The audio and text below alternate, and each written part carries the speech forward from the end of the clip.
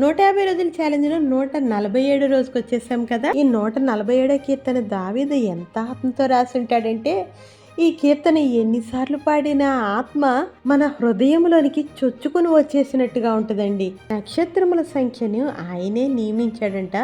వాటికన్నిటికీ పేర్లు పెట్టినవాడు ఆయనే. ఆయన జ్ఞానమునకు మితి లేదంటండి. అధిక శక్తి సంపన్నుడు. ఆకాశమును మేఘములతో కప్పువాడు, భూమి కొరకు వర్షము సిద్ధపరిచేవాడు అంటూ సర్వసృష్టికర్త యొక్క సృష్టి యావత్తును ఎంతో చక్కగా వర్ణిస్తూ, సియోను నీ దేవుని కొనియాడము, ఆయన నీ గుమ్మముల గడియలు బలపరిచి ఉన్నాడు, నీ మధ్యన నీ పిల్లలను ఆశీర్వదించి ఉన్నాడు, నీ సరిహద్దుల్లో సమాధానము కలుగు చేయువాడు ఆయనే, మంచి గోధుమలతో నిన్ను తృప్తిపరిచేవాడు ఆయనే. ఎంత మంచి వాగ్దానాలండి. ఈ వాగ్దానాలన్నీ చేపట్టుకుని మన పిల్లలకి ఆశీర్వాదాలు తెచ్చుకుందాం, మన గుమ్మాలను బలపరుచుకుందాం, మన సరిహద్దుల్లో సమాధానాన్ని ఆయన పంపిస్తాడని నమ్ముదాం.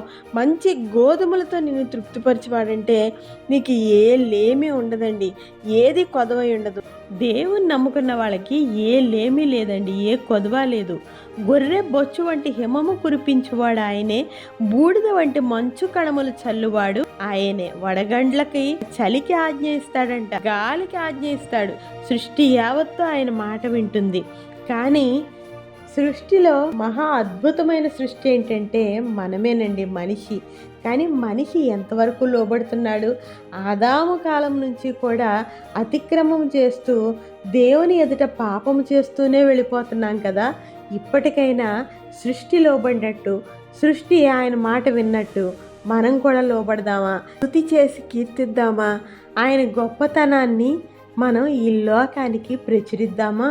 గుండె చెదరిన వారిని బాగు చేయువాడని, వారి గాయములన్నీయు కట్టుచున్నవాడని,